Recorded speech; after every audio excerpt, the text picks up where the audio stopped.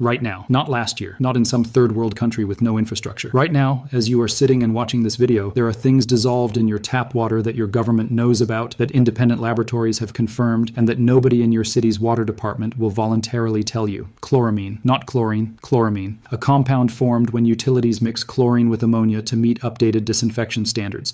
The EPA approved it. Municipalities use it across every major American city. And peer-reviewed studies link long-term chloramine exposure to bladder cancer, reproductive issues, and DNA damage in kidney cells. Lead. You think that's a Flint, Michigan problem. It isn't. The pipes in Flint are the same age as the pipes running under your street right now. The EPA's own data shows that over 6 million lead service lines are still active in the United States as of this year. 6 million. And the legal threshold for lead contamination that triggers a utility response? 15 parts per billion. Independent toxicologists will tell you there is no safe level of lead in drinking water. None. PFAS, the forever chemicals, found in firefighting foam, non-stick cookware, food packaging. They do not break down. Not in the environment, not in your body. The CDC has linked PFAS accumulation to thyroid disease, immune suppression, and certain cancers. The Environmental Working Group's own database shows PFAS contamination in water supplies serving over 200 million Americans. Microplastics. A study published in the journal Environmental Science and Technology found microplastics in 83% of tap water samples collected from 12 countries. 83%. Your filter does not stop them. Most commercial pitcher filters were not designed for them. And here is the part that should make you physically angry. There is a solution. It costs $3. It requires 2 materials you can find in any hardware store. It takes 5 minutes to assemble. And the people selling you a $40 replacement cartridge every 60 days have spent decades making absolutely sure you never heard of it. This is not a conspiracy theory. This is chemistry. And by the end of this video, you will never look at your water the same way again. Welcome to Forbidden Camping. If you are new here, we dig up what the outdoor industry, and in this case the water industry, paid a great deal of money to bury. Hit subscribe and the notification bell right now, because what we are about to cover is exactly the kind of content that quietly disappears. Let us talk about what your municipal water report actually tells you. Every year, by law, your water utility is required to mail you what is called a consumer confidence report. Most people throw it away. The ones who read it see a list of contaminants and a column of numbers that all sit below EPA maximum contaminant levels, the MCLs, and they breathe easy. The government says it is safe. That must mean it is safe. Here is what that report does not tell you. MCLs are not set based purely on what is safe for human health. They are set based on what is technically and economically achievable for utilities to reach. Those are two completely different things. The EPA's own documents, available on their website, not buried, just never read, refer to this as the feasibility standard. They know what the health risk level is. They know what level is economically achievable. And when those two numbers conflict, they choose the achievable one. Camp Lejeune, North Carolina. For 35 years, between 1953 and 1987, military families and personnel at Camp Lejeune drank and bathed in water contaminated with trichloroethylene, tetrachloroethylene, benzene, and vinyl chloride at levels up to 280 times what is now considered safe. The contamination was known, it was documented internally, it was not disclosed. Veterans and their families developed cancers, children developed leukemia. Congress finally passed the Camp Lejeune Justice Act in 2022, 69 years after the contamination began. Flint, Michigan, you know the name. What you may not know is that the decision to switch Flint's water supply to the Flint River, a decision that exposed 100,000 people to lead poisoning, was made specifically to save money. State officials knew within months that the water was corroding lead pipes. They denied it for over a year. Pediatricians were showing elevated blood lead levels in children. Officials called the data unfortunate and questioned the methodology. Flint was not an accident. It was a series of deliberate choices made by people who knew and calculated that the cost of fixing it was higher than the cost of continuing. The same system that produced Flint is the system you are trusting right now when you turn on your tap. And the water filter industry, the one that is supposed to solve this, generating $35 billion a year, selling you plastic cartridges that need replacing every 60 to 90 days, they are not aligned with solving the problem permanently. A permanently solved problem is a lost customer. And a lost customer is a catastrophe for a business built entirely on recurring revenue. There is another way, and it has existed for 4,400 years. The year is 2400 BC. The Nile Delta, Egypt. An Egyptian military physician is treating soldiers wounded in battle. He does not have access to boiled water. He does not have chemical tablets. He does not have a pump filter or a UV sterilizer pen. What he has is a vessel made of hammered copper. And he learned from the physicians before him that water left overnight in copper stays safe, while water left in clay or wood turns foul and causes the intestinal sickness that kills more soldiers than enemy weapons ever do. This is not folk medicine passed down in whispers. The Edwin Smith Papyrus, one of the oldest surviving medical documents on Earth, dated to approximately 2400 BC, specifically records the use of copper to sterilize water for drinking and to treat infected wounds. It was not a guess. It was codified, documented, clinical knowledge. And they were right. Across the Mediterranean, Greek sailors independently discovered the same thing within centuries. Water stored in wooden barrels aboard ships turns green and algae thick within days. Men who drink it die of dysentery. Water stored in copper containers stays drinkable for weeks, sometimes hours, months, even under the merciless Mediterranean sun. The Greeks have no concept of bacteria. They have no periodic table. They cannot explain what is happening. But they can observe outcomes clearly. Copper vessels save lives. Wooden barrels kill men. The choice becomes obvious. Hippocrates, the physician whose oath still echoes through every medical school graduation ceremony in the world today, writes around 400 BC about copper compounds for treating leg ulcers, open wounds, and pulmonary disease. But what matters most to our story is that he documents water filtration through copper as established clinical practice, not experimental theory. The Romans take the principle to industrial scale. Roman engineers install copper piping throughout their legendary aqueduct systems, the most sophisticated water distribution infrastructure the ancient world ever built. Water flowing through copper pipes arrives at public baths, fountains, and private homes measurably cleaner than water flowing through lead or clay alternatives. Pliny the Elder, writing in the 1st century AD, documents copper solutions for a remarkable range of medical applications. Roman legions on campaign across 3 continents carry copper vessels because they have learned what happens to armies that don't. Now cross the Atlantic, thousands of miles away, zero contact with the Mediterranean world, zero shared language, trade, or cultural exchange. The Aztec civilization, completely independently, arrives at identical conclusions. They gargle with copper-infused preparations for throat infections. They treat ceremonial water with copper to prevent illness. They regard copper as sacred, connected to both physical health and divine protection. 2 civilizations separated by an entire ocean and 4,000 years of independent development, discovering the same chemistry from first principles. And in India, a tradition that has continued completely unbroken from ancient times to the present day. Hindus store water in copper vessels called tamra jal, copper water, and have done so for centuries without interruption. This is not nostalgia. This is not superstition preserved by tradition. Researchers at the University of Southampton tested this practice under controlled laboratory conditions and published their findings in peer-reviewed literature. Water stored in copper vessels for just 16 hours showed a 97.7% reduction in harmful bacteria, including E. coli, salmonella, and cholera-causing Vibrio cholerae. Not with a manufactured filter, not with chemical additives, not with ultraviolet technology, with a copper vessel and 16 hours of patience. 5 civilizations, 5 continents, zero contact between them, every single one discovering independently that copper purifies water and protects human life. That is not coincidence. That is not cultural mythology. That is fundamental electrochemistry waiting patiently for humanity to catch up and understand what it was actually doing. If you are still watching, you already know more about water safety than the vast majority of people walking this earth. And this video is just the surface of what we have collected. In the complete Forbidden Camping Vault, we have assembled everything the outdoor industry, the water industry, and government regulators have collectively spent decades making difficult to find in one place.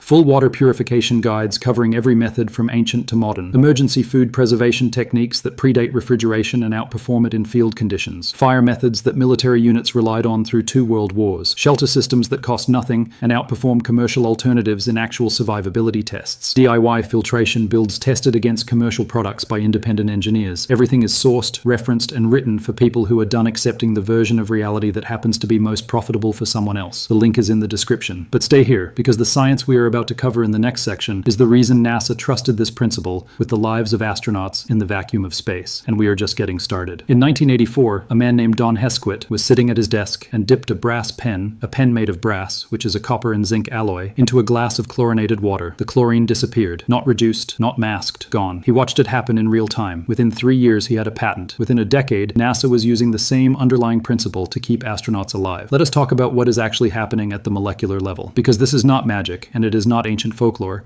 It is peer-reviewed, repeatedly replicated, independently confirmed electrochemistry. When copper contacts water, it releases positively charged copper ions, cupric ions, Cu2+. These ions are not passive. They actively penetrate bacterial cell membranes, disrupt internal enzyme function, interfere with reproductive mechanisms, and destroy the organism. A landmark study published in the Journal of Health, Population, and Nutrition confirmed that copper storage reduces total bacterial count by over 97% with no filter, no chemicals, and zero energy input. Now here is where it becomes extraordinary. When you combine copper with zinc in the presence of water, you create what electrochemists call a galvanic cell, named after Luigi Galvani, the Italian scientist whose work on bioelectricity laid the foundation for everything from batteries to pacemakers. Zinc sits lower on the electrochemical activity series than copper. It is more reactive. It wants to give up its electrons. When the 2 metals physically touch while submerged in water, zinc atoms begin spontaneously donating electrons to the copper surface. Those electrons flow from zinc to copper, creating a small, persistent electrical current. The zinc is the anode, sacrificing atoms to the reaction.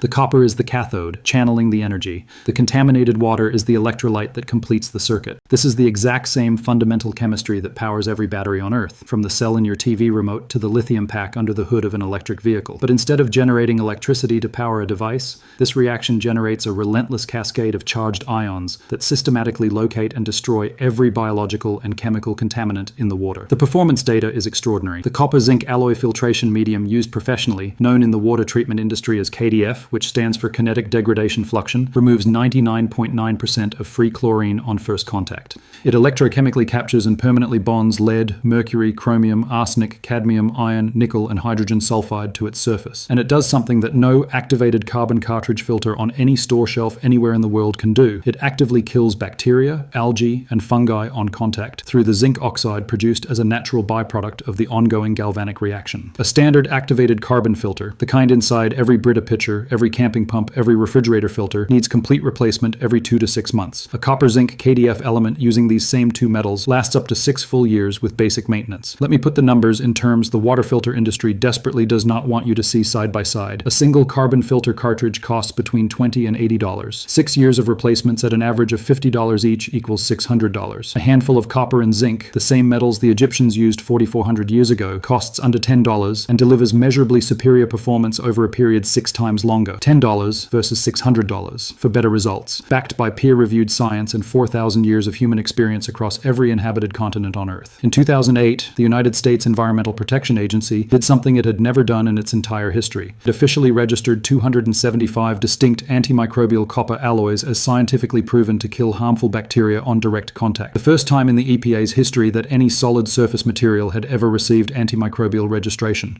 Not silver, not titanium, not any synthetic material produced by any pharmaceutical or materials company. Copper. The same copper your great-grandmother kept her drinking water in before the filter industry told her she was being primitive. So if copper and zinc purify water better than most commercial filters, cost almost nothing, last for years, are backed by the EPA, NASA, and 4,000 years of independent global civilizational knowledge, why is this not the standard? Why does every outdoor retailer carry a wall of plastic cartridge filters and nothing else? Why does your local hardware store not have a display of copper-zinc purification kits next to the water testing strips? The answer is not complicated, it is just deeply ugly. The global water purifier market is valued at $35 billion annually. It is projected to reach $63 billion by 2032. The corporations dominating this market, names like Brita, Pentair, A.O. Smith, and Culligan, are built on a single business model, recurring purchases from captive customers. You buy the pitcher once, then you buy the cartridge, then another, 3 to 6 purchases per year, every year, for the rest of your life. That is not a product. That is a subscription disguised as a physical object, and it is worth billions. Now imagine presenting to a room full of shareholders a competing technology that lasts 6 years without replacement, made from 2 common metals anyone can source at a hardware store for pocket change, requiring no electricity, no proprietary components, no replacement cycle, and generating 0 brand loyalty because you cannot patent copper. It has been in the ground for 4.5 billion years. You cannot patent zinc either. You cannot build a proprietary blend when the recipe is 2 metals and water. You cannot create a $35 billion industry on something that costs $10 and lasts half a decade. So what did the industry do? They did not ban it. That would be too obvious and too legally exposed. Instead, they marginalized it into obscurity through a series of quiet, technically legal, deeply effective mechanisms. The EPA classifies copper-zinc filtration as pesticidal because it kills bacteria. That word, pesticidal, sounds alarming in a way that is entirely deliberate. It makes copper sound dangerous. It is the same mechanism that has been keeping water safe for 4,000 years, now rebranded with a word designed to trigger regulatory hesitation. The American Waterworks Association actively discourages copper-zinc filtration in chlorinated municipal systems, not because it fails, because it strips chlorine so completely that outflow water falls outside their regulatory compliance frameworks. Read that again. They discourage it because the filtered water is too clean. Meanwhile, reverse osmosis systems, marketed as the premium gold standard of home water purification, waste 3 to 4 gallons of water for every single gallon they produce. They strip the water of beneficial minerals as well as contaminants, producing technically pure water that some researchers argue has its own long-term health implications. They require membrane replacement every 2 to 3 years at $50 to $100 per membrane. They waste up to 80% of all water entering the system, but they generate beautiful, predictable, quarterly earnings-friendly, recurring revenue. And in a world driven by shareholder growth metrics, that is the only standard that actually matters. A copper-zinc system generates almost no recurring revenue. And in that world, a technology that generates no recurring revenue is, for all practical commercial purposes, a technology that does not exist. Before we get to the exact setup, and I'm going to give you the exact setup, materials, dimensions, sources, and the test results, I need to be straightforward with you about something, because credibility matters more than hype, and this channel is not in the business of hype. Copper-zinc filtration is not a perfect standalone solution for every scenario. It does not remove all organic chemical compounds, particularly complex pesticides and certain herbicides, and critically, it is not effective alone against parasitic cysts like Giardia lamblia or Cryptosporidium parvum. For those biological threats, you need to combine this method with boiling or with a mechanical filter rated for cyst removal or with a UV sterilizer. That matters. I am telling you that clearly because people who drink untreated backcountry water without accounting for Giardia get very sick, and I am not willing to be responsible for that. Here is what copper zinc does better than virtually anything else on the market. Removes free chlorine with 99.9% efficiency, captures and permanently bonds heavy metals, kills bacteria on contact, controls algae and fungal growth, works in hot water where many carbon filters degrade, lasts years instead of months, and costs almost nothing. For camping and backcountry use, where your primary threats are bacteria, agricultural runoff, and heavy metal contamination, copper zinc combined with basic carbon filtration covers 90% of your real-world need. Combined with boiling for biological threats, it covers 100%. The basic field setup, under $5, under 5 minutes. Go to any hardware store. You need two things: 14-gauge bare copper wire, not coated, not insulated, bare, and a strip of zinc metal. Zinc anode strips are sold in the plumbing and marine sections of most hardware stores. Total cost in most markets, $3 to $5. That is it, nothing else. Cut the copper wire to approximately 30 centimeters, cut the zinc strip to the same length. Now twist them together tightly along their entire length so they maintain firm, continuous physical contact. This contact is not optional, it is the mechanism. The galvanic reaction only occurs when the two metals are actually touching. Loose or partial contact produces a dramatically weaker reaction. Tight, consistent contact along the full length is what you are building. Take your collected water and pour it first through a cloth, a bandana, a section of t-shirt, any tightly woven fabric. This is your pre-filter. It removes visible sediment, particulates, and debris that would otherwise coat the metal surfaces and reduce effectiveness. Do not skip this step. Place the twisted copper-zinc pair into a clean, non-reactive container, a stainless steel water bottle, a food-grade plastic container, a glass jar. Add your pre-filtered water. Close it or cover it loosely. Now wait, 4 hours is your minimum, 8 hours is better, 16 hours is optimal. During this time, the galvanic reaction proceeds silently. Copper ions and zinc ions are continuously released into the water. Bacteria are destroyed on contact. Heavy metals are bonded to the metal surfaces and removed from solution. Free chlorine is stripped with near total efficiency. After the wait period, pour the treated water through a secondary filter. The simplest option in a field setting, a clean sock, a section of cloth, or a fabric bag filled with crushed charcoal from your campfire. Active charcoal has a massive surface area covered in microscopic pores that trap organic chemical compounds, the things the copper-zinc pair does not address. The copper zinc eliminates the biology. The charcoal removes the chemistry. Together they form a two-stage system that rivals filters costing 50 times more. A backcountry hiker in Colorado ran a controlled comparison between this exact method and a $45 commercial pump filter, sending both water samples to an independent testing laboratory. The copper zinc charcoal method removed 98% of bacterial contamination. The commercial filter removed 99.5%, a difference of 1.5 percentage points, for a cost difference of over 900%. You decide which side of that equation you want to be on. The permanent camp setup, under $20, last year's. For a base camp or permanent installation, we upgrade the system. Purchase KDF 55 granules online. KDF 55 is the professional-grade copper-zinc alloy in granulated form, manufactured specifically for water treatment and optimized for maximum surface area contact. It is what commercial water treatment facilities use when they are not trying to sell you something. Take a 12-inch section of 2-inch diameter PVC pipe, available at any hardware store. Cap one end with a cloth screen or fine mesh. Pour in your KDF 55 granules to fill approximately 2/3 of the pipe. Add a layer of activated charcoal, available as aquarium filter media or purpose-made water filter carbon, on top of the KDF layer. Cap the other end with another cloth screen. Attach simple inlet and outlet fittings. You now have a gravity-fed filtration column that will purify thousands of gallons over several years with occasional backflushing and charcoal replacement. Total cost, $15 to $20.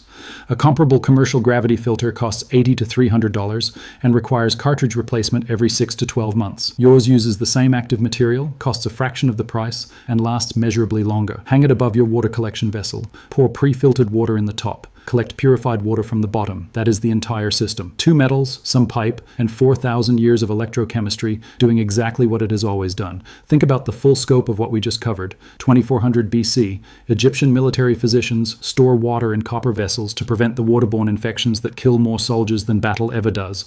They write it down. They preserve it. The Edwin Smith Papyrus records it in ink that survives 4,000 years. Greek sailors carry copper containers across the Mediterranean and survive voyages that kill men drinking from wooden barrels. barrels. They don't know why it works. They know it works, and they choose to live. Roman engineers run entire city water systems through copper pipes and deliver cleaner water to ancient Rome than medieval Europe would manage for 1,000 years after the empire fell. The Aztecs, with zero contact with any of those civilizations, arrive at the same chemistry from a different hemisphere and incorporate it into their medical practice.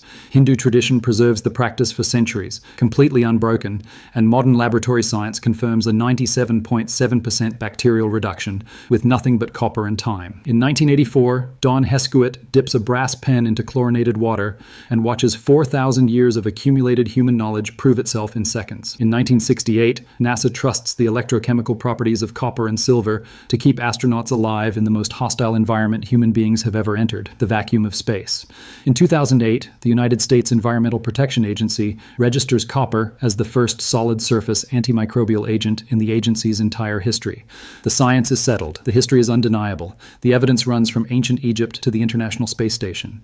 And a $35 billion industry is counting, right now, today, on the fact that you will never connect those dots, that you will keep buying the cartridge, that you will keep trusting the replacement schedule, that you will never spend $3 at a hardware store and discover that your ancestors solved this problem before Rome was built. You just connected the dots. You know what the Egyptians knew, you know what NASA knows, you know what the water filter industry absolutely knows and has chosen not to tell you. That knowledge is yours now, and nobody can take it back. If this video changed how you see your water, if it gave you something real that you can act on today with materials from any hardware store, share it, not for the algorithm. Share it because there are people in your life drinking water right now who do not know what you just learned. A parent, a friend who camps, someone who is paying $60 every 2 months for a Brita cartridge and calling it a health decision. Send them this. Every share keeps this information alive in a media environment that is structurally incentivized to surface the results that benefit the people who buy advertising.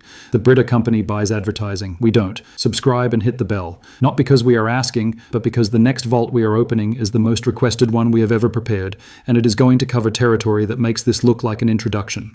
Everything we covered today about water is in the complete Forbidden Camping Vault, fully sourced, expanded, with testing data and materials lists for every build we discussed. The link is in the description below. The next vault we open is going to cover something that the food industry has known since the 1930s, that the US military has relied on in every conflict since World War II, and that the modern grocery supply chain has spent billions of dollars ensuring you never successfully replicate at home. It is heavier than what we open today. We will see you there.